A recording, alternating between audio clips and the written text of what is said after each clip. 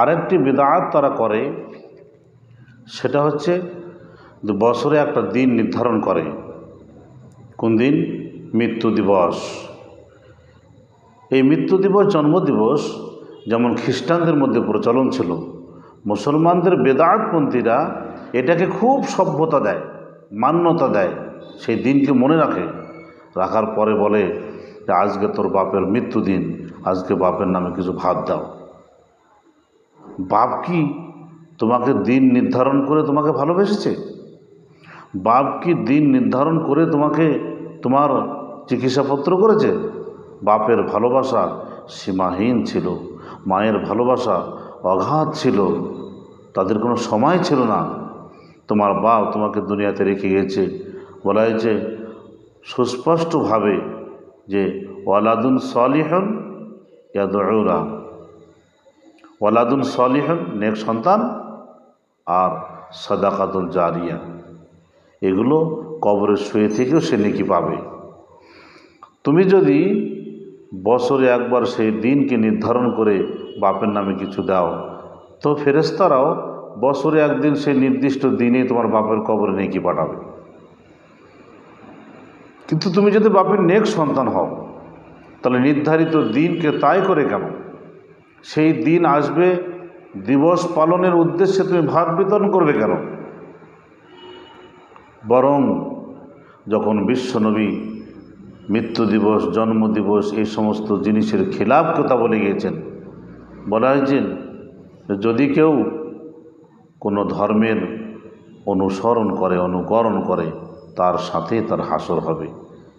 তাহলে খ্রিস্টানরা এবং অন্য অন্য জাতির লোকেরা তারা যখন এই জন্মদিবস, মৃত্যু দিবসকে বেশি প্রাধান্য দেয়, তো নবীজির কথা অনুযায়ী ওই দিনটাকে বাদ দিয়ে বাকি সব সময় আমি বাপের সুপুত্র, নেক সন্তান, সেই জন্য আমাকে রেডি থাকতে হবে। কোনো ক্ষুধার্ত ব্যক্তি আমার দ্বারে এসে যেন খাবার চেয়ে ফিরে না যায়। আমার খাবার মুখ থেকে হলেও ক্ষুধার্ত ব্যক্তিকে আমি খাইয়ে পাঠাবো। কোনো বস্ত্রহীন ব্যক্তি, আমার পয়সা আছে, সামর্থ্য আছে, আমার কাছে এসে বস্ত্র চেয়ে সে যেন আমার দরবার থেকে ফিরে না যায়। আমি আমার বাপের নেক সন্তান, সেই জন্য আমি কখনো নামাজ কাজা করব না, রমজানের রোজাকে ছাড়ব না, আমি আমার দুশ্মন হলেও তাকে আগে সালাম দেব, আমি ইচ্ছাকৃত হারাম খাবার খাবো না, আমি মদ খাবো না, জুয়া খেলবো না, লটারি কাটবো না। এই নেক সন্তান হয়ে থেকে যদি আমি আচরণ করি, তাহলে অটোমেটিক আমার বাপের কবরে আমার নেকি অবশ্যই পৌঁছে যাবে। কিন্তু বেদাতপন্থীর লোকেরা কোনো ওয়াজ, কোনো নসিহত, নবীজির কোনো কথা, এগুলো কোনো মান্যতা নাই। এইখানে তারা এমন বেদাত করে, নির্দিষ্ট দিনকে ঠিক করে সেই দিনেই তারা ভাত দিবে, ভাত করবে, বিরিয়ানি করবে, কোস্ত করবে, পোলাও করবে, আত্মীয় স্বজনকে দাওয়াত দিবে। দাওয়াত দেওয়ার পরে আপনি দেখে মনে করবেন যে বাপের নামে ভাত নয়, আজ যেন অনুষ্ঠান করছে, বিয়ে লেগেছে তাই মনে হবে। কেন? ওই লোককে জিজ্ঞেস করেন, বাপকে এত ভালোবাসো, এত টাকা খরচা করে নির্দিষ্ট দিবস পালন করে তুমি বাপের নামে ভাত বিতরণ করছো, সারা বৎসরে জায়নামাজ বিছিয়ে রাতের অন্ধকারে 2 রাকাত নামাজ পড়ে বাপের জন্য কি দোয়া করেছো? সারা বৎসরে একটা দেশি মুরগি কিনে নিয়ে এসে তুমি বাপের নামে কোনো গরিবের হাতে কি তুলে দিয়েছো? সারা বৎসরে কোনো মাদ্রাসার এতিম ছেলের মাথায় হাত বুলিয়ে তুমি কি 500 টাকা তাকে দিয়েছো? সারা বৎসরে মসজিদে গিয়ে একটা ফ্যান বা 1000 টাকা দিয়ে বলেছো যে আমার বাপের নামে, মায়ের নামে দোয়া করে দেন বলেছো?